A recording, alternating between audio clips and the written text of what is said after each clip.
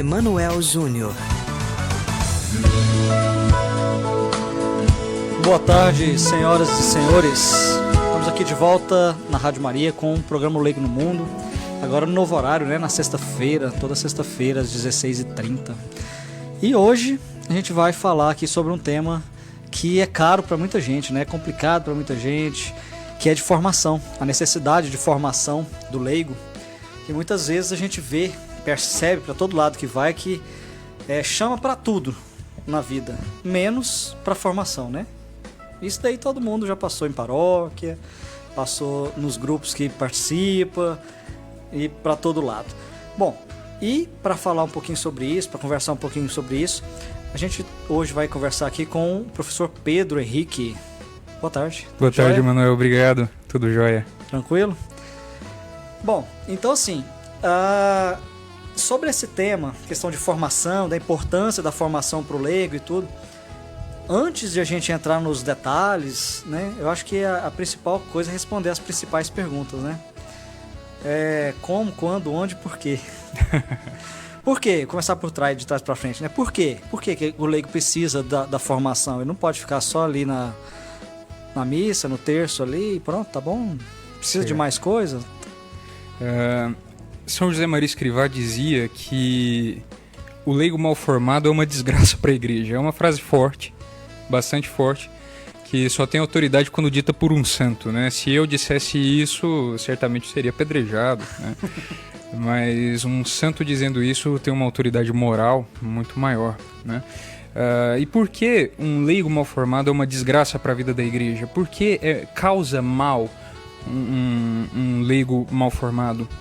Simplesmente porque ele pode acreditar em qualquer coisa, ele não tem um chão firme em que pisar, né? Então aparecem uma série de doutrinas, muitas delas até combatidas pela igreja ao longo dos séculos, muitas delas refutadas ao longo dos séculos pela igreja, e o leigo fica exposto a essas ideias que vez ou outra voltam à cena intelectual, e se não tem boa formação, se não tem estes pés calçados no solo firme, acaba voando por aí, acreditando em toda sorte de doutrinas que aparecem.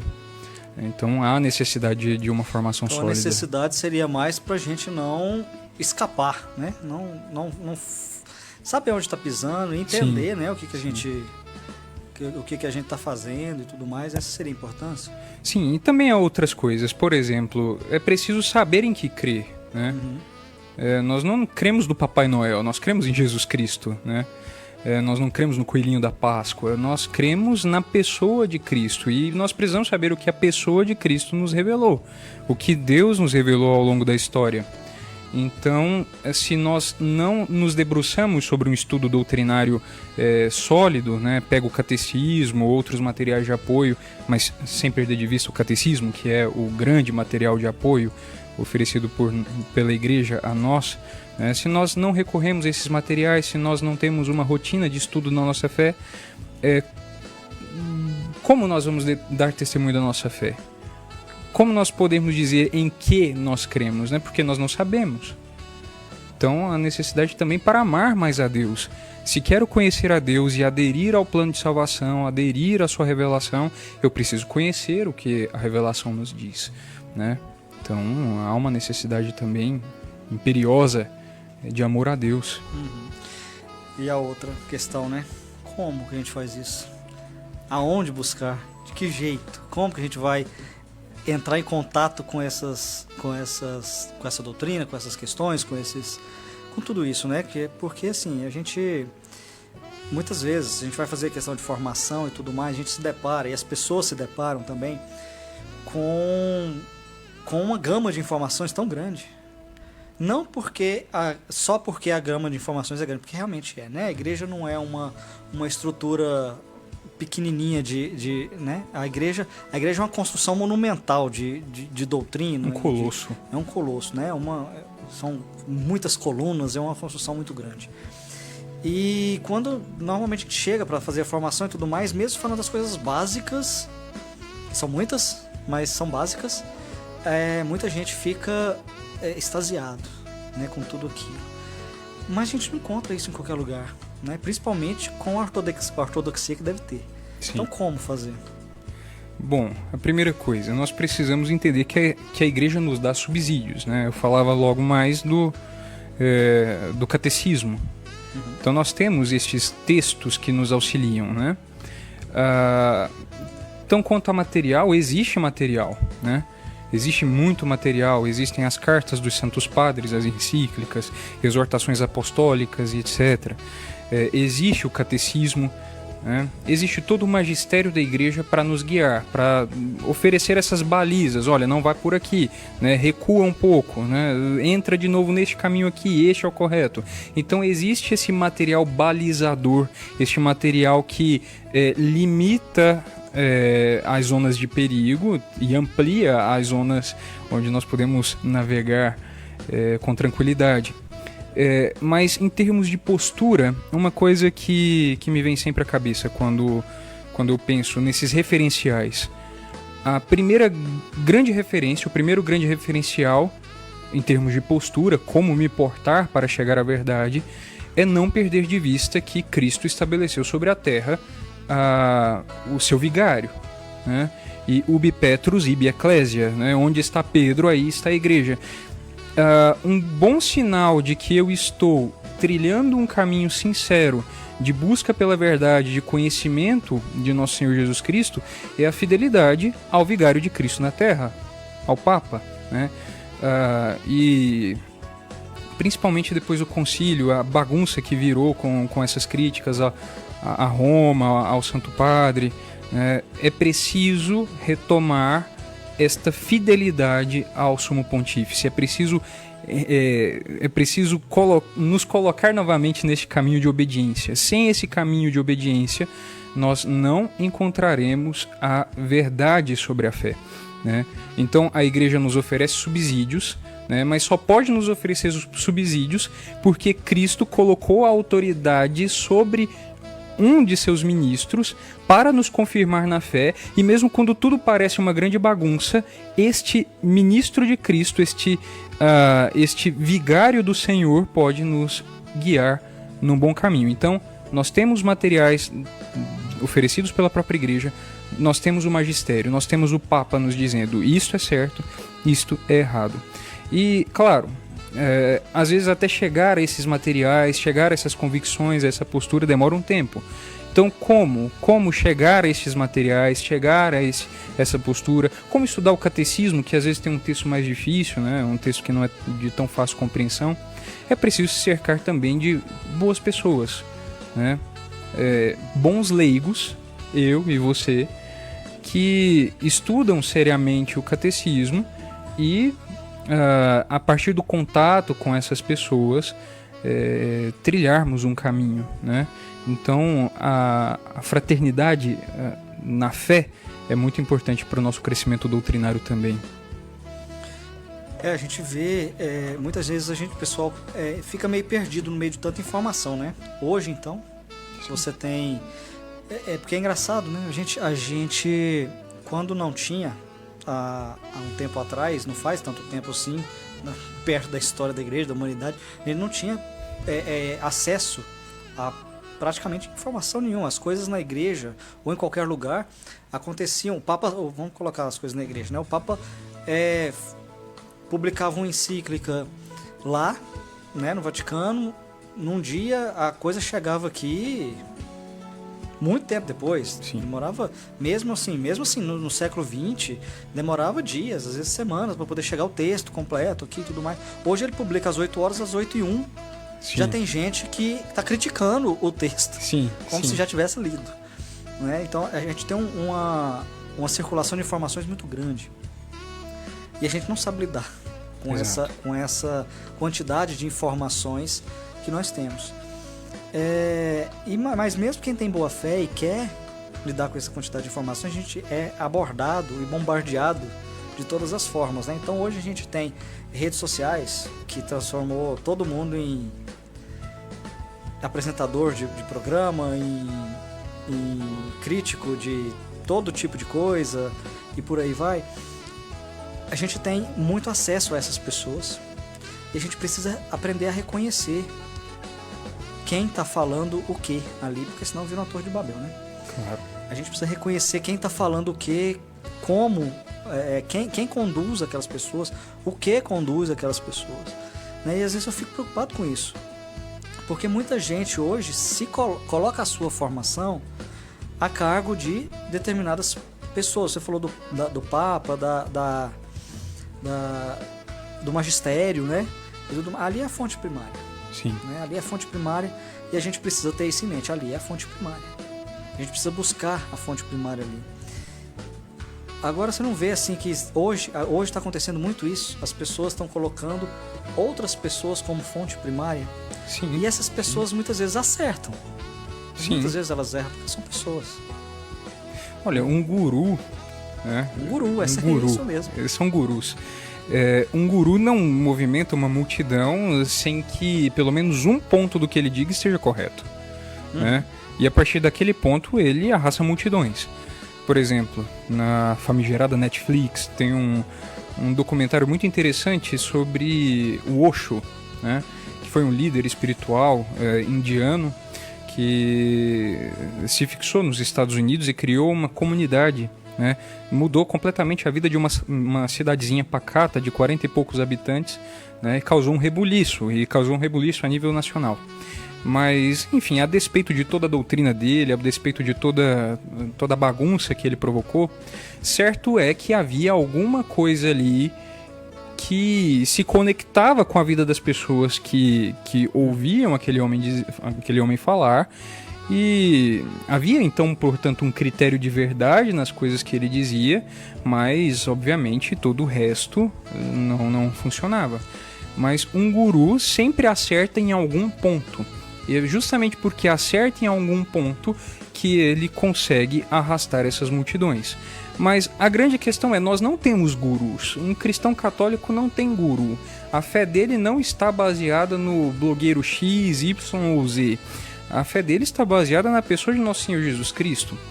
E quem é a guardiã deste ensinamento? Quem é Cristo atuante na Terra? Esta frase, esta expressão, quem é Cristo atuante na Terra hoje? É a igreja, né? Há um poema muito bonito, acreditado a Santa Teresa de Ávila, mas possivelmente não é dela, né?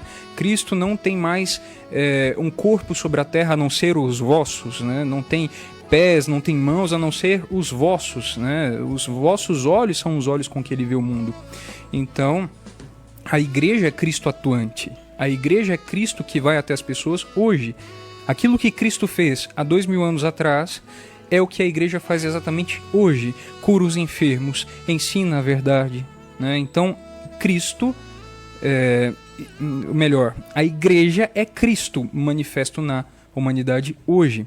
Então, se nós quisermos conhecer a Cristo sem passarmos por esses gurus que podem nos levar ao erro, é preciso voltar a esta fonte primária, né? É preciso chegar à igreja, é preciso chegar a Cristo.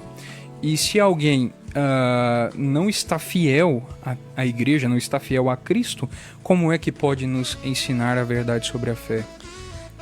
Eu fico bastante relutante em muitas coisas nesse sentido, porque como você falou, né, o guru, alguma coisa de verdade precisa existir ali. E muitas vezes ele não tá de má fé, né? Mas a questão é que ele é uma pessoa e ele tem as suas limitações e tudo mais. E a gente vê isso muito na internet hoje. No Instagram a gente tem demais isso.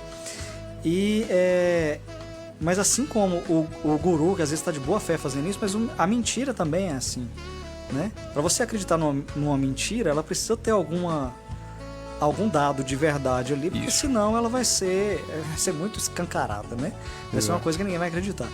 E então ela precisa ter um certo ponto de veracidade ali, né? De pé no chão. Porque senão fica uma mentira muito infantil, né? Claro. Né? Aquela coisa que todo mundo tá na cara. E eu fico muito com receio de certas coisas, porque eu tenho também meu perfil no Instagram lá, e a gente responde as questões e tudo mais. Eu respondo basicamente só sobre direito canônico, mas muita gente pergunta coisas esperando já uma determinada resposta, né? Ou esperando a sua opinião, porque hoje todo mundo tem que opinar sobre tudo. Exato. Você tem que ter opinião sobre tudo. Eu não tenho opinião sobre tudo, eu não sei tudo, eu não tenho opinião sobre tudo. Aliás, sobre a maioria das coisas eu não tenho opinião. Eu não tenho como ter opinião. Mas as pessoas esperam que você tenha opinião e às vezes a gente é tentado a dar opinião sobre tudo. Sim. E muitas vezes você precisa, às vezes, falar e tudo mais, e tem que deixar claro, olha, isso aqui é a minha opinião e eu sou livre para falar isto. Isso também é uma questão de formação, né? Você entender sobre o que você é livre para dar opinião e sobre o que você é livre para aderir. Porque todos são liberdades. Claro. E aí você precisa aderir. E esse limite, isso tem me impressionado bastante a como as pessoas estão perdendo esse limite. E muitas vezes você segue as pessoas entendendo que ela é o magistério. Ela é o magistério. Exato. Inclusive, ela é um magistério contra o próprio magistério. Exato. É muito complicado essa cátedra do Instagram, né? Todos podem ser grandes mestres, podem falar ex-cátedra, né? Falar com autoridade, como se fosse um bispo da igreja e tudo mais. A questão é, para aprendermos qualquer coisa, não só aprendermos a sã doutrina apostólica, mas para aprendermos qualquer coisa é necessário uma certa humildade. Eu não sei de tudo e eu posso aprender muito com as pessoas, né?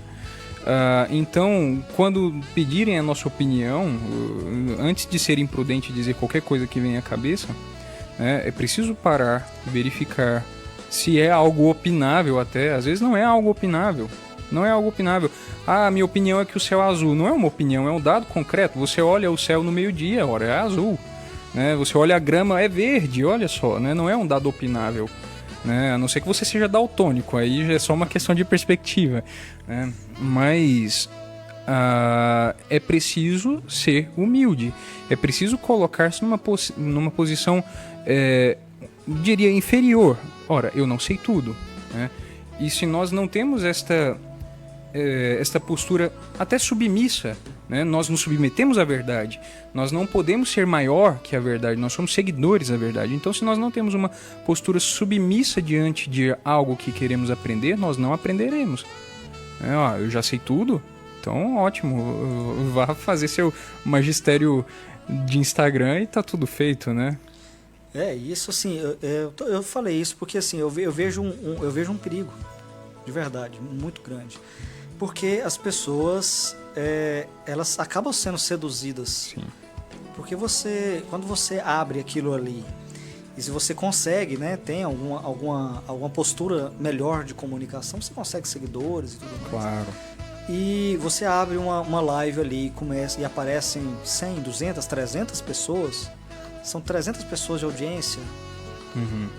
Imagina que eles conseguem 1.000, 2.000, 5.000, 10.000, né? É muita gente. Sim. É muita gente para você falar. E a vaidade é a vaidade, né? Claro. Todos são vaidades.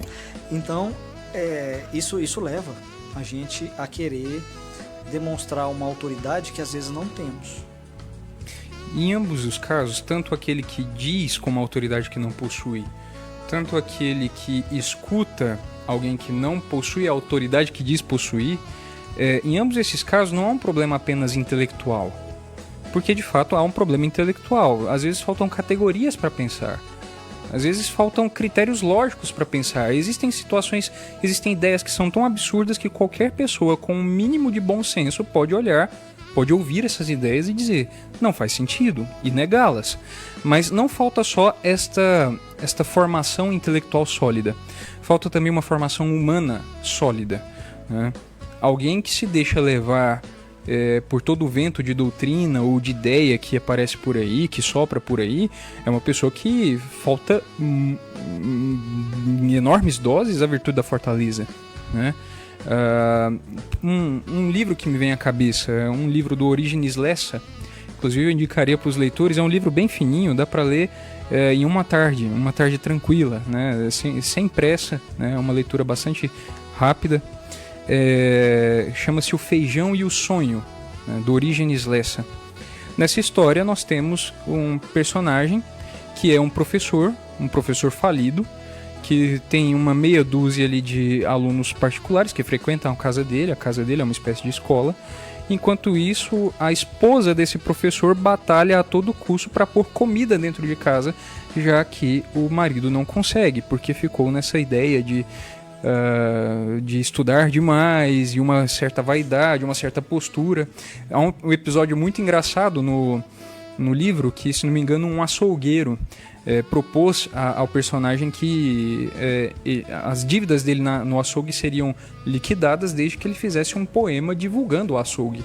Ele não quis porque seria vender a arte dele, né? Então é preciso um pouco mais de carne, né? Ninguém tem vida intelectual, ninguém se dedica ao estudo, a encontrar a verdade, à busca pela verdade, se não tem este material humano concreto. Falta carne, né? Nós somos muito idealistas, né? Temos aqueles grandes referenciais, é bom que nós os tenhamos, mas às vezes falta carne, falta humanidade.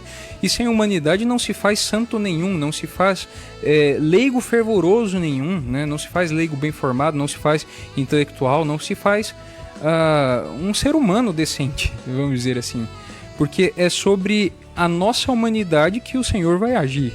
É sobre a nossa humanidade que o Senhor vai construir a nossa santidade. Então, se eu não tenho uma humanidade ordenada, como é que eu posso construir uma humanidade santificada, né? A partir dessa humanidade ordenada que nós nos santificamos.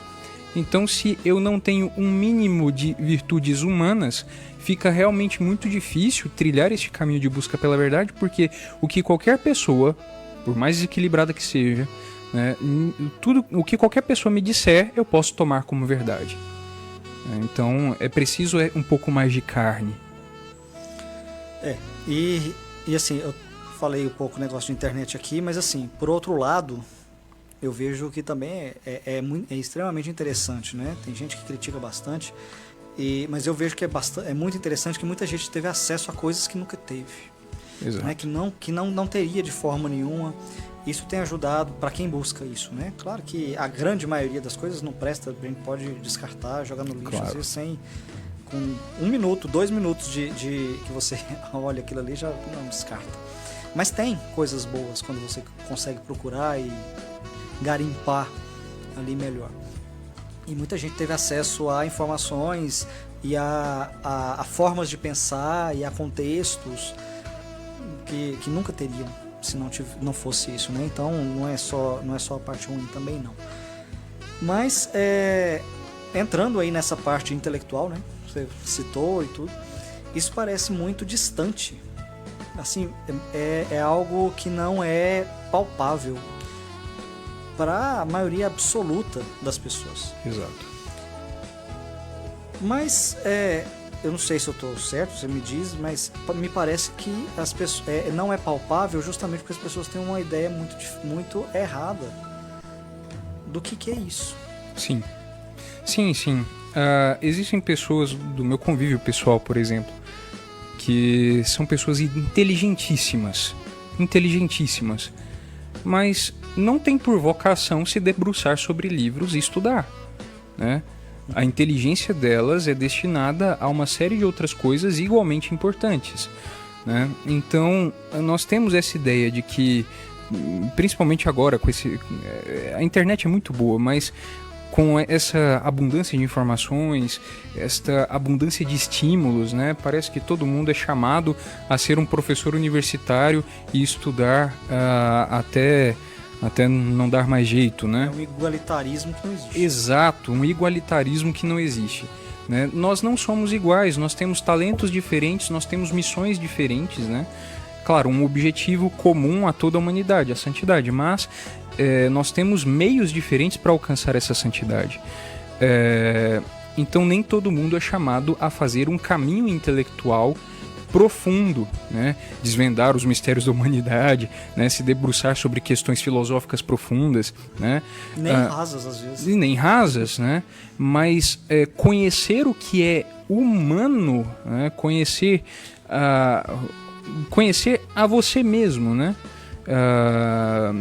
Ter noção do que, como eu vou dizer, onde se pisar com firmeza, onde se pisar com cautela, quais ideias parecem ser um tanto absurdas, né? Isso qualquer ser humano independente da condição social, independente do nível de estudos que teve, né, isso qualquer ser humano consegue, né? Por exemplo, diante de uma ideia absurda como abolir a propriedade privada e distribuir todos os bens a todas as pessoas de forma igualitária. Isso é só um exemplo, né? Isso é só um aleatório? Nunca aconteceu. Não, nunca aconteceu mesmo. Nunca aconteceu mesmo. Mas diante de uma ideia dessa, qualquer pessoa, não digo instruída numa educação formal, às vezes tem um nível de escolaridade até baixo, mas uma pessoa minimamente instruída, com critérios de pensamento corretos, às vezes o seu José, que trabalha na roça plantando batatas, tem mais condições de perceber o absurdo dessa ideia do que uma pessoa que está na universidade fazendo mestrado e doutorado, né? Então, claro, uma vida intelectual esquematizada, né, concreta, né, um caminho intelectual profundo, isso poucas pessoas fazem, mas todos nós somos chamados a pensarmos bem, vamos dizer assim, né? Todos nós somos chamados a um mínimo, né? Eu acho que essa é uma grande confusão que existe, né? Existe a missão das pessoas. E tem pessoas que têm, não é só questão de facilidade. Claro que a facilidade ajuda muito, né? Claro. Mas pessoas que seguem esse caminho de intelectualidade precisa existir isso. Sim. Assim como precisa existir o encanador, o eletricista, exatamente, o gari, precisa existir o médico, precisa existir o advogado, precisa existir todo mundo, né? Porque a engrenagem funcionar. O que é importante a gente entender é que a gente não está falando disso, né? A gente não está falando disso. A gente está falando justamente do que eu acho que um bom exemplo seria que a gente está falando do que São João Paulo II deixou muito claro na encíclica Fides et Ratio, sim, né? A fé e razão. A nossa fé, ela está ligada à razão. Ela não é uma fé totalmente nas nuvens, né? A gente não adere a tudo, a todas as questões de fé, uma ou outra sim. Isso justamente porque a gente não consegue inteligir certas coisas, né? A gente não consegue chegar à compreensão de certas coisas, mas não porque elas não têm explicação, mas exato, porque nós não conseguimos. Outras pessoas podem conseguir. Obviamente, é óbvio, isso eu acho que é muito claro, se a gente colocar exemplos mais absurdos assim, que eu nunca, em momento algum da minha vida, eu posso viver 130 anos, como eu brinco com os meninos, né? Mas eu vou até os 130. Eu posso viver 130 anos, que eu nunca vou chegar perto do grau de intelectualidade e de espiritualidade de Bento XVI, por exemplo. Sim. Nunca. Sim. Então, ele compreende coisas, ele entende coisas que eu não consigo nem parar para pensar o título. Né? Sabe aquele livro assim que você não consegue ler nenhum título, entender nenhum título? É mais ou menos aquilo ali. Então, assim como dentro existem todos esses espectros dentro da sociedade, entre nós amigos, né? Com você, com seus filhos, você com sua esposa, você com seus pais, com seus amigos, existem essas diferenças, né? Que a outra pessoa pode compreender mais determinado assunto, muito mais que você nunca vai chegar ali. Exato. E isso é um pouco da fé e a razão. Tem coisas que ninguém vai compreender, que são mistérios. Mas tem coisas que, para determinadas pessoas, vai precisar ser um ponto de aceitação. Para outras, de investigação. Né? E é aí que a gente quer chegar, para que cada pessoa compreenda em que grau que está. Que ela pelo menos pense nisso. Exato, exato. Uma coisa interessante. Se você mesmo, Emanuel, parasse para pensar nas coisas que o Bento XVI gastou a vida inteira para pensar, né? E se debruçasse de fato a estudá-las, a sua esposa e seus filhos ficariam bastante frustrados, né? Afinal de contas, são caminhos diferentes, sim, são missões diferentes, né? Isso é muito próprio da cultura nacional. Se você não se tornar um doutor, né? Inclusive esse é um termo utilizado para abarcar uma série de profissões, né? Se você não se tornar doutor, então não vale de nada. Não, às vezes isso é muito claro, né? Quem é professor vai me entender melhor. Às vezes é muito claro que um aluno não tem a menor vocação de ir para a universidade e desenvolver qualquer trabalho lá dentro, né? Mas ele tem que ir para a universidade porque os pais querem que ele vá para a universidade, mesmo que ele tenha um diploma que ele nunca vai usar. Exato.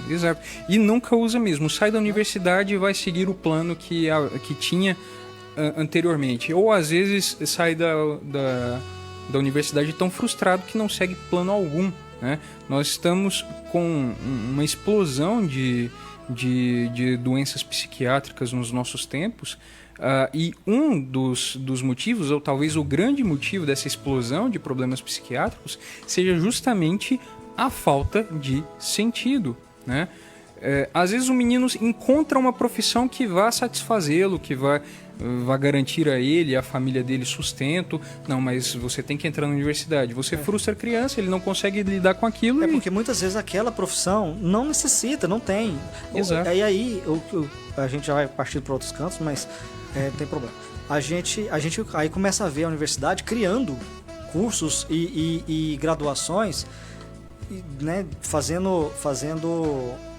destacando das graduações dessas principais e mais antigas, destacando disciplinas e criando graduações delas. Isso. Para poder satisfazer esse tipo de coisa. E não precisava. Você vê? Aí vira uma enorme quantidade de regulamentação desnecessária. Sim. Porque não precisa, não tem necessidade. Né, tem uma série... aliás, eu acho que a grande maioria das funções, cargos e profissões não tem necessidade nenhuma de ter uma graduação na universidade. A universidade tinha que servir para outra coisa. Sim. Às vezes um curso técnico no Senai já resolve a vida do indivíduo e pronto. E como resolve? Como resolve? Porque hoje, se você procurar um eletricista, você não acha. Exato. Você acha um monte de engenheiro eletricista. Sim. Né? Mas não acha o eletricista. O engenheiro eletricista ele faz coisas... É lógico que ele faz coisas diferentes do eletricista, claro, né? O eletricista claro. é o técnico. Então, você não acha. E tem muito eletricista ganhando o dobro do que um engenheiro eletricista ganha, porque não tem. Ele cobra o que ele quer, porque ou você contrata ele ou você não contrata ninguém. Você fica sem um serviço. Um encanador, um pedreiro, né, um mestre de obra, claro. Não tem. Você não acha. Um Claro. marceneiro. Nós estamos manipulando a própria organização da sociedade, querendo que todos se tornem partes desta casta, né, deste grupo social diferente, né, e nos esquecemos que existem serviços básicos por serem feitos e com muita dignidade. Nós nos esquecemos disso. Esses serviços são repletos de dignidade, né? Não é porque um encanador, por exemplo, não tem 6 anos de faculdade, mas, sei lá, 4 de residência como um médico, que o serviço dele é indigno. Não significa isso. Cada um tem a sua maneira de servir, né? Isso é um pouco de orgulho, né? Isso é um pouco de orgulho. Se eu não tiver aquele papelzinho dependurado na minha parede, então eu não posso fazer mais nada, não posso opinar sobre mais nada. E é justamente isso que nós estamos querendo dizer. Não é esse o caminho, né? Não é esse o caminho. Eu não preciso de um diploma que balize as coisas, né? E muitas vezes o problema é o papelzinho. Né? O problema é o papelzinho. Porque tem gente que tem o papelzinho, mas nunca se aprofundou nem no que o papelzinho diz que ele se aprofundou. Sim. Né? É uma quantidade cada vez maior de pessoas assim. Quem já teve a oportunidade de conversar com um engenheiro mais velho sabe como a formação desses homens era muito mais pesada há 30 anos atrás, né? Isso nós estamos falando de uma área de exatas. Exato. Se a gente pegar a nossa, Sim. que é mais humanas e ciências sociais, a discrepância, né, a diferença é gigantesca. Sim. É gigantesca. Porque há uma série de motivos para isso, mas as faculdades humanas hoje são quintais de militância ao invés de serem locais de produção intelectual verdadeira. Eu, historiador, né, era impressionante. Muitos dos meus colegas, havia muitos bons, mas muitos dos meus colegas não conseguiam pegar um texto, né, um documento histórico, e interpretá-lo. Né? Não porque a linguagem de 2 séculos atrás fosse mais difícil, porque não conseguem interpretar um texto simples. Né? Se nós pegarmos os índices do Brasil no PISA, né, aquele exame internacional que mede o desenvolvimento de alunos de vários países em competências básicas. Os nossos alunos têm índices terríveis, né? 2% dos nossos alunos conseguem ler textos longos. Não, sim, não precisa nem ser texto longo, uma oração. Uma oração. Porque a quantidade de universitários que não conseguem conseguir entender a diferença de uma exclamação para uma interrogação, de uma exclamação para um ponto final, a quantidade é assustadora. Exato. E nós temos uma geração de pessoas ansiosas, né? Primeiro, essas informações rápidas que temos nas redes sociais causam justamente Twitter, né? A própria proposta do Twitter, né? Parece que aumentou um pouco, faz tempo que eu não uso Twitter, mas na minha época eram 140 caracteres. 200 e pouco. Aumentou um pouquinho.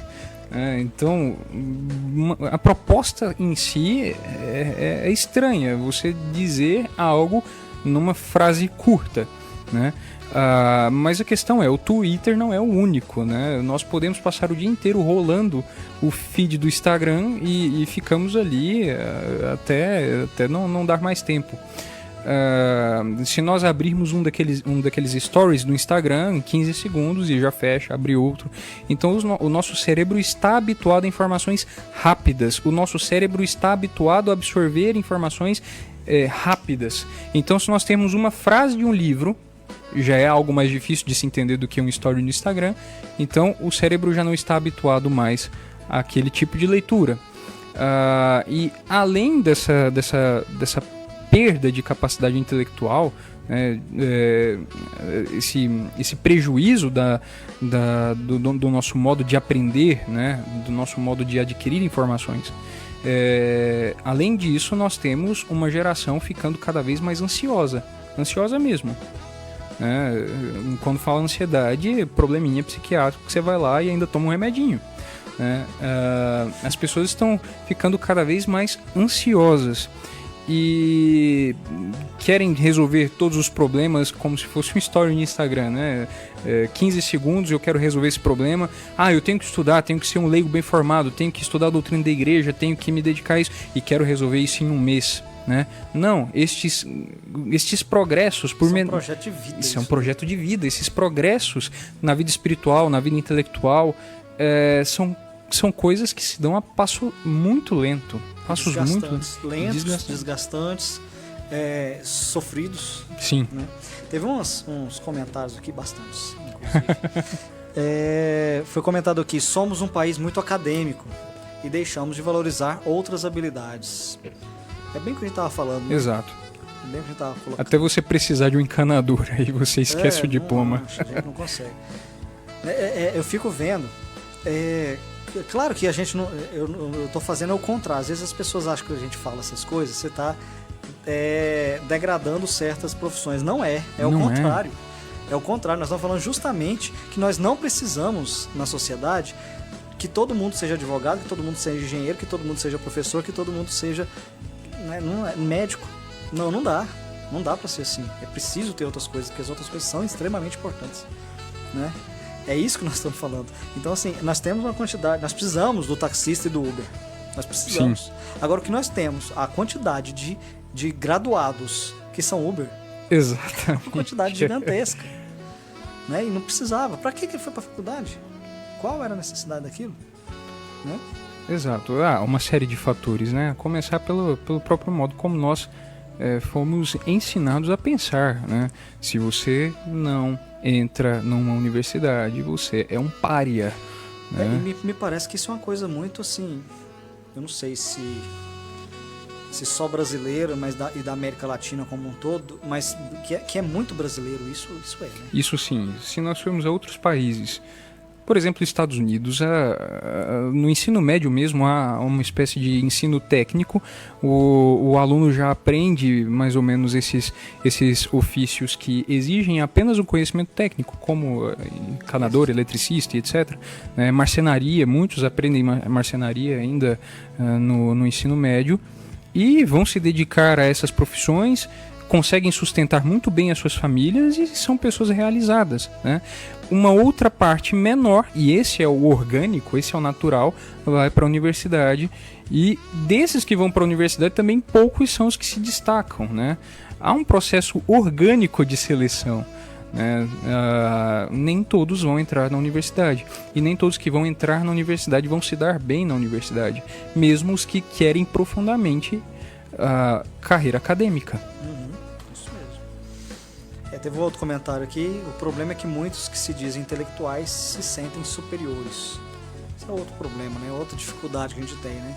Tanto o que é e se acha superior, quanto o que se diz. Exato. Porque ser é uma coisa, se dizer é outra história. Olha, há um acontecimento muito interessante. Uma vez o Santo Padre, isso na Idade Média, século XIII, encomendou a alguns da Universidade de Paris, né, alguns dos clérigos e estudantes da Universidade de Paris, que compusessem uma série de orações para adoração eucarística. São Boaventura escreveu os seus, né? Santo Tomás de Aquino também escreveu os seus. Depois que Santo Tomás leu as suas orações, apresentou as suas orações, São Boaventura rasgou os papéis que ele tinha em mãos, né, e se ajoelhou choroso, né, reconhecendo a grandiosidade daquilo. Esta é a postura de um verdadeiro intelectual. Reconhecer que eu não sei tudo e que existem pessoas melhores que eu, né? Uma coisa engraçada, isso aconteceu, né? Não aconteceu comigo, mas aconteceu com um amigo, né? Este meu amigo é um homem muito inteligente, cuida muito bem da sua família, não tem uma vocação intelectual, cuida da empresa dele. Estavam no aniversário de um outro amigo nosso e sentado à mesa estava um rapazinho que afirmava categoricamente ter vocação intelectual. Este meu amigo desbaratou todo o argumento dele com uma única frase. E eu acho que ele não tinha nem consciência do que ele estava dizendo, né? Olha, eu não conseguiria confiar no filósofo que não consegue pagar os próprios boletos, né? Voltamos àquela questão, falta carne, falta humanidade, né? Estes que, não, eu sou muito especial, olha, pode até ser que você seja muito bom, né? Mas será que você é tão bom quanto você pensa? Eu lembrei, você falou isso daí, eu lembrei de um negócio que, obviamente, eu vou falar porque a gente precisa falar essas coisas, é brincadeira, tá? Mas um amigo meu colocou uma situação que eu achei muito, muito interessante. Ele falou assim, pra mim, pra uma pessoa entrar na universidade, pra ela entrar, ela tinha que ter certos requisitos. E um deles seria comprovação específica de 2.000 boletos pagos. Antes de 2.000 boletos pagos, você não pode entrar na universidade, porque você vai fazer besteira, você não conhece a vida. Sim, exatamente. É essa questão, você não conhece a vida, você não conhece as pessoas, você não conhece a sociedade que você vive. Por você exemplo, não sabe das dificuldades, dos problemas, do quanto é difícil, suado, para que você sustente tudo aquilo ali, né? E aí você vive num mundo de sonhos, de ideologias, e que um mundo que não existe, e quer para a sociedade aquele mundo que não vai dar certo. Exato. Não tem jeito. Claro, explicando, né, colocando os pingos nos is, é claro que antes de fazer a acepção de pessoas, verifique as ideias, mas é claro que o modo como uma pessoa vive pode nos dizer muito sobre as suas ideias. Um exemplo, né, de um autor que é lido e comentado de fundamental a superior, né, de ensino fundamental ao ensino superior, que é o filósofo francês Jean-Jacques Rousseau, né? Há uma história muito interessante de Rousseau, que ele pôs os filhos dele no orfanato para poder se dedicar mais à vida intelectual. Como é que este homem pode me dizer algo sobre a humanidade, né? Sendo que ele faltou com o seu dever mais básico de pai, né? Ele não entendeu o que é o homem, né? Ele não sabia o que era o homem, ele era um meio homem, né? Como é que ele pode me dizer algo sobre a humanidade? Não pode, né? Então, quando a gente fala dessa coisa do boleto, né, é justamente porque falta experiência de vida. Às vezes falta até força física, né? São meninos muito, muito moles, né? Não, parece que se você soprar, o menino desmaia. Por exemplo, Platão, né? Não sei quantos sabem, este nome não era o nome do filósofo, era um apelido, E esse apelido significa costas largas, ou seja, não era um fracote, né? Era um homem com algum vigor físico, mas não apenas vigor físico, havia alguma experiência de vida ali, estava cercado de outros grandes homens, como Sócrates, né? Gerou grandes discípulos, como Aristóteles, apesar do rompimento filosófico entre os dois. Mas a questão não é só parar e olhar para livros, não é só parar e se debruçar sobre livros, mas também a necessidade de se debruçar sobre a sua própria humanidade antes. O que é essencial, né? Perfil GS Bueno aqui colocou uma série de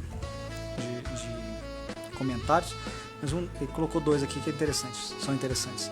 Cursos técnicos supririam muito o mercado de trabalho e muitas aspirações dos jovens. Né? É bem o que a gente falou. Exato. O que importa é o pão de cada dia ganhado honestamente. Sim. É isto. Tem uma pergunta para você aqui. Pedro Oliveira, né? Deve ser.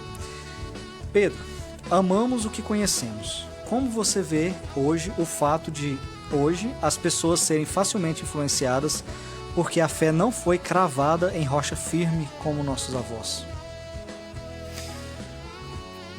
Vamos ver se eu entendi a pergunta. Como eu vejo as pessoas às vezes abandonarem demais a igreja justamente porque não tiveram uma forma... Não necessariamente abandonar, mas sim se deixar influenciar. Se deixar influenciar porque não tiveram uma formação doutrinária sólida. Né? A culpa é nossa.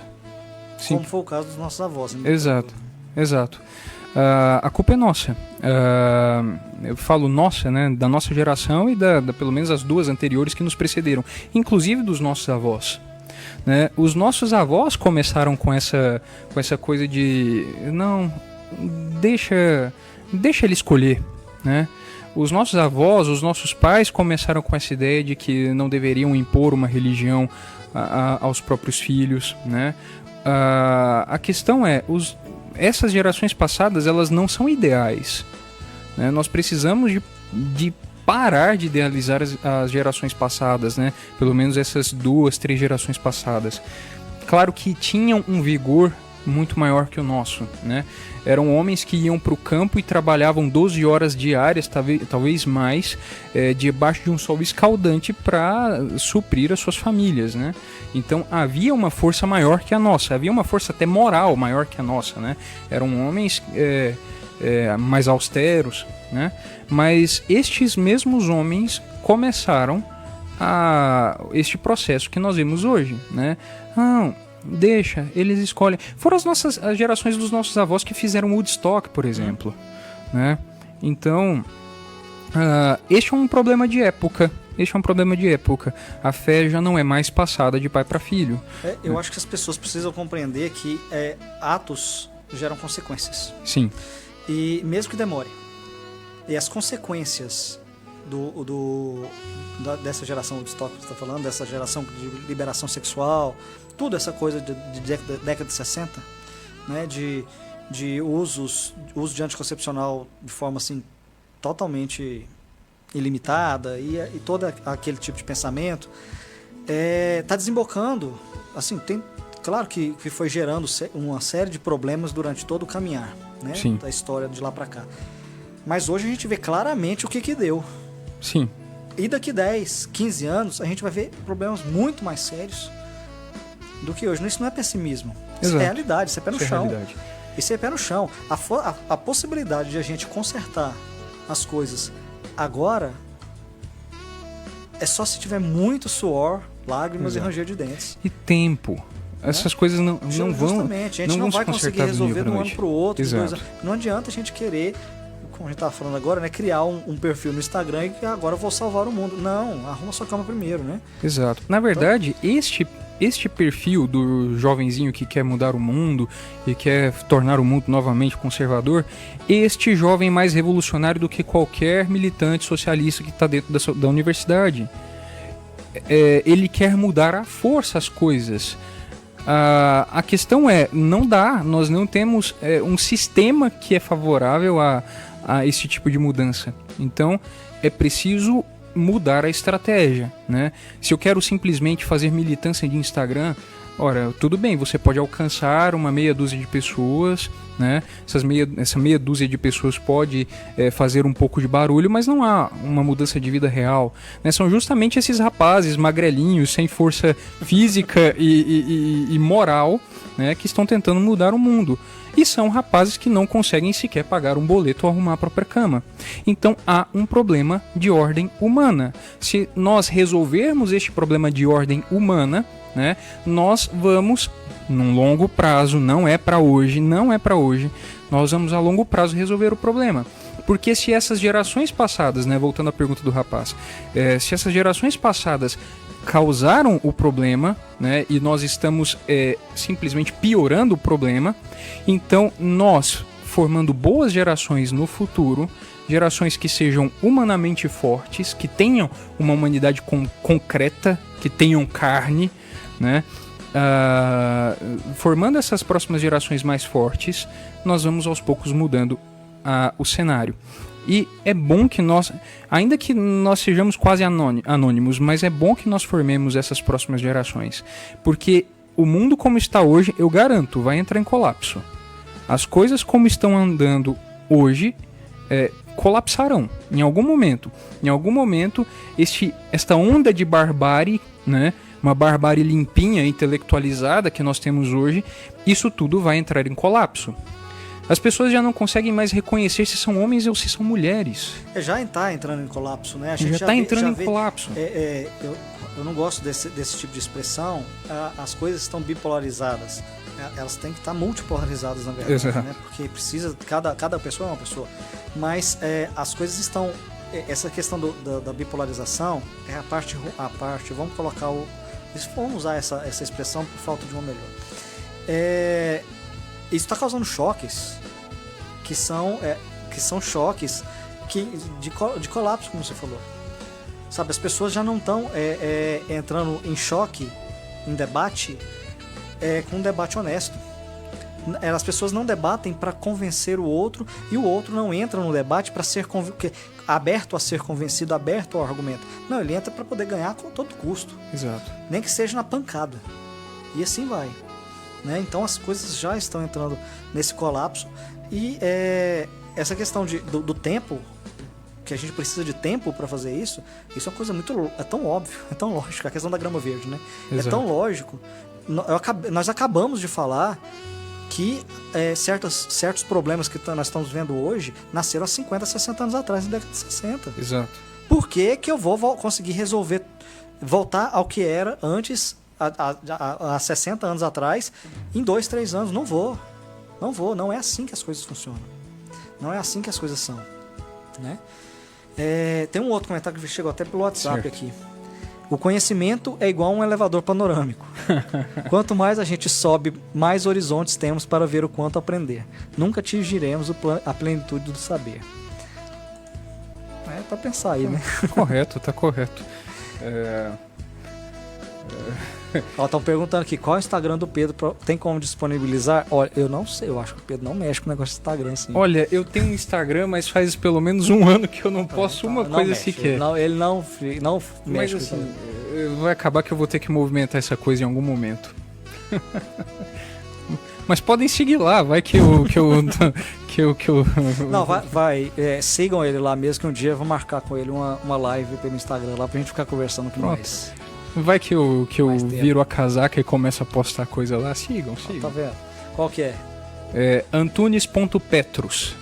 Tá? Olha só, Petrus, hein? Só pra expressão latina de gente boba, né? Mas, então assim, todas essas questões de intelectualidade e tudo mais, muitas vezes a gente fala sobre a formação e as pessoas acham que isso não é para todos. Uhum. Né? E voltando a essa questão da religião, nós fomos lá na universidade, tudo, fugimos um pouco da parte religiosa, mas essa formação do leigo, como estou dentro da religião dele, não só da religião, mas de outras coisas, por isso nós fugimos, mas dentro da religião é preciso saber, né? É preciso conhecer a fé que professa. Exato. E quando a gente está falando em conhecer, a gente não está falando em filosofar e entrar em grandes embates teológicos, não, até eu não entro. eu Sim. sei. Eu não né? tenho Eu não sou paciência teólogo, mais. E eu não sou teólogo também para entrar em certas coisas. Engraçado, quando eu me metia nesses debatezinhos de internet, era só porque eu era um jovenzinho imaturo, então parem de fazer isso também. Não, o resultado é muito pouco, né? Sim. Você perde muito tempo com aquilo ali. Então, a intenção, gente, é justamente chamar a atenção para o tamanho que é a igreja, né? Para a quantidade de coisas que a igreja faz e fez já ao longo dos séculos. A gente não está falando aqui para você se aprofundar. Se você quiser se aprofundar também, não tem problema, ótimo. Claro. É uma maravilha que faça isso. Mas é conhecer as bases da sua fé. Porque a verdade é que a nossa fé, a cada dia que passa, está sendo mais e mais atacada. E quando a sua casa é atacada, você precisa criar barreiras. Você precisa criar formas de defender a sua casa. Se há um ataque, primeiramente intelectual, à sua fé, você precisa compreender a sua fé para poder defender a sua fé. Caso contrário, que fé é essa? Exato. Não é isso? Bom, Pedro, então assim, muito obrigado, né? A gente ficou quase uma hora que a gente tá Olha aqui, só. batendo papo e tudo. Teve muita participação, muita gente entrou aqui, né? No Instagram, no Facebook, no YouTube. No YouTube teve uns comentários aqui de elogios, né? Excelente. Olha o Pedrão aí, Luiz Fernando. Olha o Pedrão aí. Né? Mas sim, a gente agradece aqui a presença do José Antiago Black, Adilson Neri, Ellen Jordana, Oliveira Pedro, Rosivânia Silva, GS Bueno, Marisete, Áurea, Banda Beatos, Marco, CFP, Silva, Eliseu, Fábio Torre, Luciano, Jussara, Oliveira Pedro, quem mais? Pedro Brasilino, José Otero, Sotero, Sá.S. Bueno, Irmã Jacinta, Regina FCA, tem advogado Adelmo Júnior, Valmir Barbato, Lua Pinheiro, Felipe Carvalho, Ucraino, Luciane Costa, Ingrid do Bermac, Ana Cristina, Rosângela, Leila, Gomes Advocacia Laborativa, Mãe Coruja, João Vitor, Rafael, Léo Martins, teve bastante gente, viu? O pessoal no Instagram, do Facebook a gente não tem como a gente ver, tá? Quem tá assistindo. Aqui no YouTube também, que teve alguns, a gente só sabe quem assistiu, quem comenta, né? Mas Mendanha Wellington, Luiz Fernando, teve bastante gente aqui, teve outros tantos que eu não falei. Então, sim, bastante audiência, né? Responsabilidade. É um rapaz que traz audiência aqui pra gente. Vamos chamar ele mais vezes. E agora a gente tá aqui sempre nas sextas-feiras, às 16h30, tá bom? Espero vocês aqui nos próximos programas. Muito obrigado, Pedro. Eu que agradeço, Manuel. Tá? Vamos marcar de novo outro dia, outra hora, né? Rádio Maria Brasil, uma só rádio, uma só missão.